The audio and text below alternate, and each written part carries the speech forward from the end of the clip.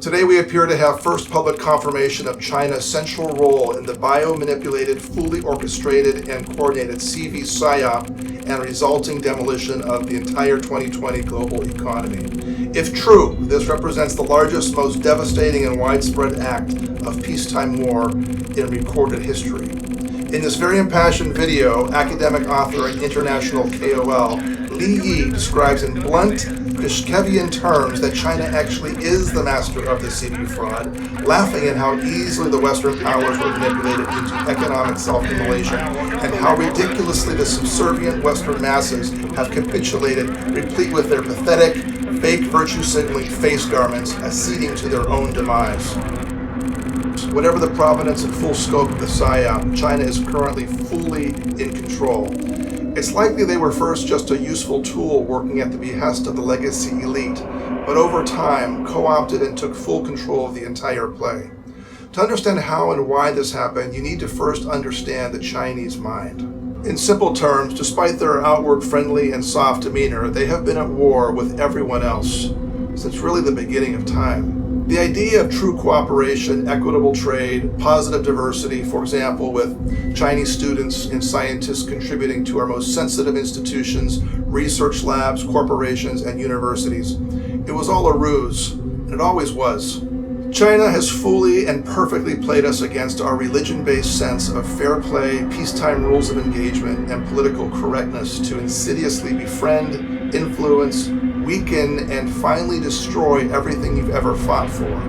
Like a beautiful but vicious prey ultimately killing its host in slow motion over decades. Whatever your personal or media-driven views of Trump, he was and is the first US president to call them on their game, the Chinese game, and it was absolutely correct in taking them on. In this game, like matter and antimatter, it's winner takes all.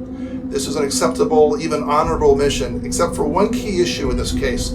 You can't win against the Chinese. It goes like this. The US imposes 40% trade tariffs on iPhones that weakens the precious Chinese and their trajectory to only more obscene wealth.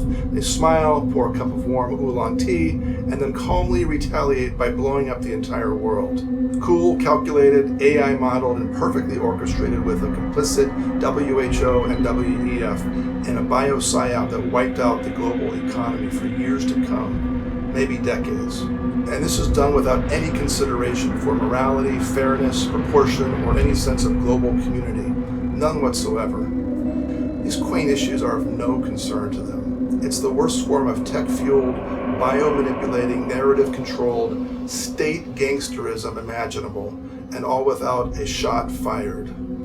Imagine a warfare devoid of any morality, no rules, no God, only a full and complete conquering and destruction of the enemy as a birthright to their rightful place as masters of the universe. We are their enemy. We have always been their enemy. We just didn't know it. To them we are a massive but declining ISIS with plenty of hard and real assets, and they have the nukes. You can go on Chinese forums, go to Chinese schools, coffee shops, and listen to them talk of the opium wars as if they never ended. I've been in proper business meetings with actual colleagues who refer to me, and by extension all non-Chinese, as an invader. It's absolutely bizarre.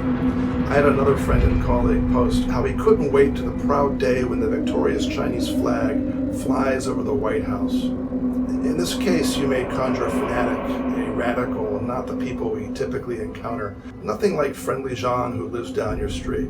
Wrong. This man, now back in mainland China, was brought up, educated in the West, speaks perfect English, even was enlisted in the US Army at one point, and now dreams of your humiliation and total annihilation. And with the US so distracted and structurally weakened, he just might get his wish.